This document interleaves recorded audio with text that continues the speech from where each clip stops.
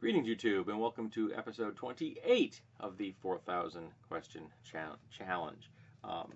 We're actually going to finish one chapter today and start another, so woohoo! Alrighty, let's dive in. Did you receive financial aid for school? Didn't go to school, so no. What are things you once believed that more knowledge proved different? Well, as a child, I believed that blankets had warmth inside them, which I've always thought was adorable. But as I educated myself over time, I came to understand a whole lot of things about physics, about psychology, about religion. I went from being an atheist to becoming a theist. I became a fervent feminist, and I have tried, probably unsuccessfully, to be a good ally to minority groups and women. And when I was young, in my high school years or shortly after, I was politically conservative. One of the kill 'em all, like God sort 'em out kind of a worldviews. And now I'm aggressively progressive and the enemy of both political and social conservatives the world over. How has your hometown changed since you were a kid? The downtown section has got much more service oriented, so there's a lot more restaurants and things like that to do. There's far fewer shops and stores. When I was a kid, it was the main drag where you'd go to walk the street and go shopping. In fact, Thursday nights were open late, so that it was considered like the time when families would just wander the street and do their weekly shopping or see each other kind of thing. But now it's a whole lot of restaurants and things like that.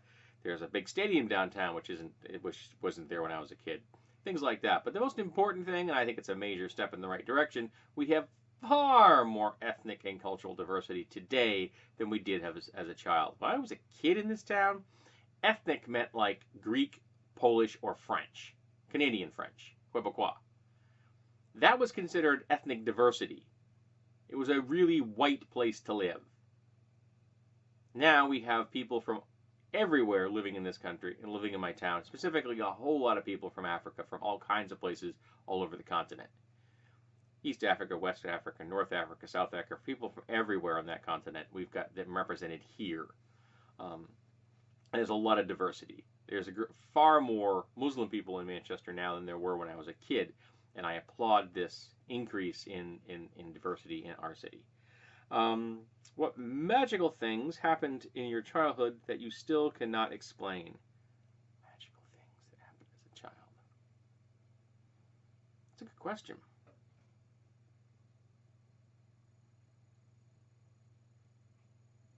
I mean, now as a kid, I had encounters with, I guess what you would constitute as ghosts and spirits, so I guess I'll throw that one in there. What was the one thing you worried about most as a child? My father. What year in school would you like to do over? None. Remember, the past is a book. We can learn from it. We can never change it. Redoing a year in school is playing what-ifism, and what is it? Ifism is not a healthy way to live your life. Do you raise your head and do you raise your hand and ask questions? There are times I do. There are times I realize that the person speaking in that particular event going on is pushing an agenda I can't fight against, and they're trying to bait folks into playing their game. There are times, particularly when I'm at work, when bosses are talking, keep your head down, avoid making yourself notice, because frankly, they're not looking for input. And I would like to keep my job, so I keep my mouth shut most of the time, because frankly, it's just a job. How was your high school changed since you went there? How the heck would I know? I don't go there anymore. So, do people generally go back and check on their high schools on a regular basis? I'm assuming it's just more ethnically diverse than it was when I was there. And when I graduated high school in 1982, I think we had 5 black kids out of a class of 500. It's probably a lot more diverse now than it was then. Did you make the most of your high school years? I have absolutely no idea. How's that? What is still the same about you as when you were young? Well, I still have that whole anxiety, depression, and PTSD thing. But there are aspects about me physically that are the same. I've bumped into people who saw me at 50 and were able to recognize me, and they hadn't seen me since I was 14. And yet there were things about my face that they were still able to recognize. So there are things about me physically that haven't changed much. My love of books hasn't changed. So there are positive things about me that haven't changed, and I'm glad that those are there.